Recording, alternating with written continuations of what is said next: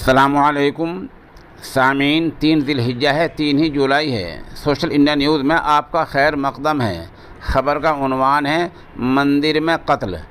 خبر تھوڑی تفصیل سے سنیے۔ اتر پردیش کے ضلع ایودھیا میں دیر رات 35 سالہ شخص کا انتقال ہو گیا ہے۔ آمدہ اطلاعات میں بتایا گیا ہے کہ تھانہ کمار گنج علاقے کے گاؤں بواپور میں واقع ہنومان مندر میں سو رہے 35 سالہ پنکج شکلا کو موت کی نیند سلا دیا گیا ہے، قتل کر دیا گیا ہے۔ قتل کس نے کیا ہے یہ ابھی تک معلوم نہیں ہو پایا ہے۔ لاش صبح آج 6 بجے دیکھی گئی ہے۔ اہل خانہ نے صبح لاش دیکھی ہے۔ مرنے والا جس کا قتل ہوا ہے یہ ضلع امیٹھی کے شیورت نگنج علاقے کا رہنے والا تھا اور لگ بھگ 2 مہینے سے اپنے ماموں کے یہاں گھر آیا ہوا تھا۔